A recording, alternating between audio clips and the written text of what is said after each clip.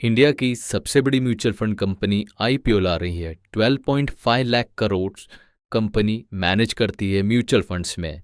Number one player है, market share 15.3% है। सवाल ये है, सब्सक्राइब करें या स्किप?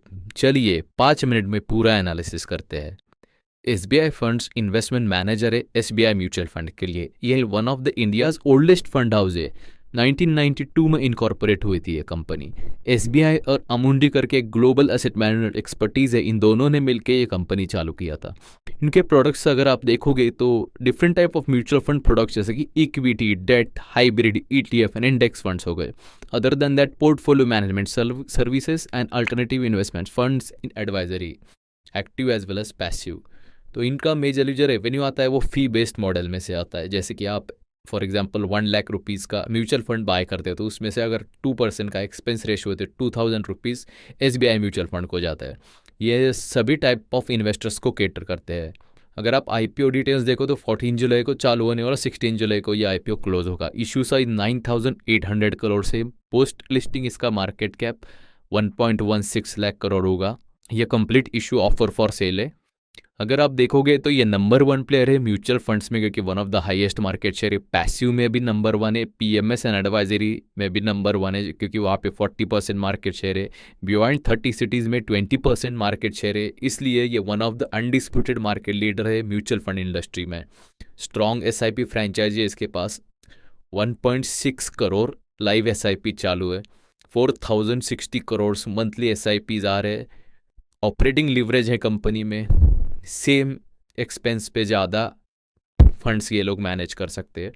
अगर कंपनी के फाइनेंशियल आप देखो तो लास्ट 2 ईयर्स में 28% रेवेन्यू CAGR ग्रोथ किया है कंपनी ने। ऑपरेटिंग मार्जिन भी बहुत अच्छा है, अप्रॉक्सीमेटली 79% के आसपास। पैट मार्जिन भी 61% है।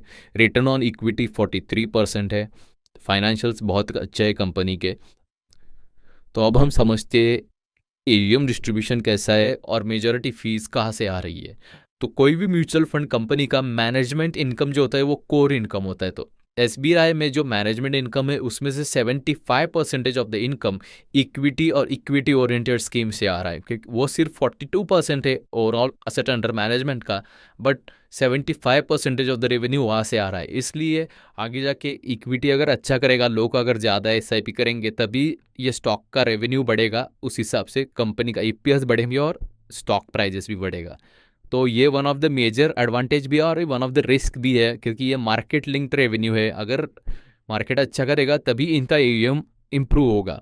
कंपटीशन बहुत इंटेंस है ये सेगमेंट में, क्योंकि रिसेंटली जियो ने लॉन्च किया है, जेरोदा ने फंड्स लॉन्च किए। फ़ी देखे तो 75% फ़ी सिंगल इससे आ रही है। अगर हम रिलेटिव वैल्यूएशन करें तो प्राइवेट में ICICI prudential, HDFC mutual fund, Nippon, Aditya Birla and UTI. तो जब भी हम रिलेटिव वैल्यूएशन करते हैं तो मेजरली 2 मैट्रिक्स देखते हैं। एक तो पीई रेशियो है और मार्केट कैप टू एयूएम है। ये म्यूचुअल फंड के लिए हम बात कर रहे हैं। तो पी के हिसाब से देखें तो आईसीआईसीआई का पी सबसे हाईएस्ट है, क्योंकि उसका ग्रोथ भी हाईएस्ट है, एज वेल एज इक्विटी में इक्विटी प्रोपोर्शन उसकी टोटल ईयूएम का ज़्यादा है। तो पी 50 जो आईसीआईसीआई का है 49.4, वो एक जस्टिफाइबल है for that company at that price, at that growth. दूसरे नंबर पे जो एचडीएफसी 41.7 के पी पे, तो वो भी इक्विटी परसेंटेज उसका ज़्यादा है।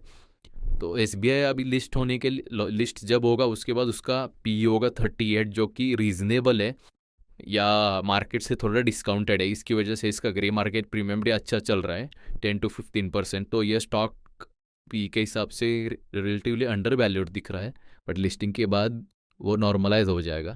नेक्स्ट जो मेट्रिक है मार्केट कैप टू ईएम के हिसाब से देखें तब उसमें भी ये स्टॉक अंडर वैल्यूड लग रहा है as compared to ICICI and HDFC.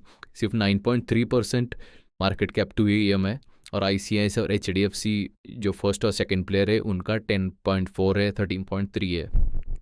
तो पी के हिसाब से और मार्केट कैप टू ईएम के हिसाब से ये स्टॉक चीप लग रहा है और अट्रैक्टिव लग रहा है।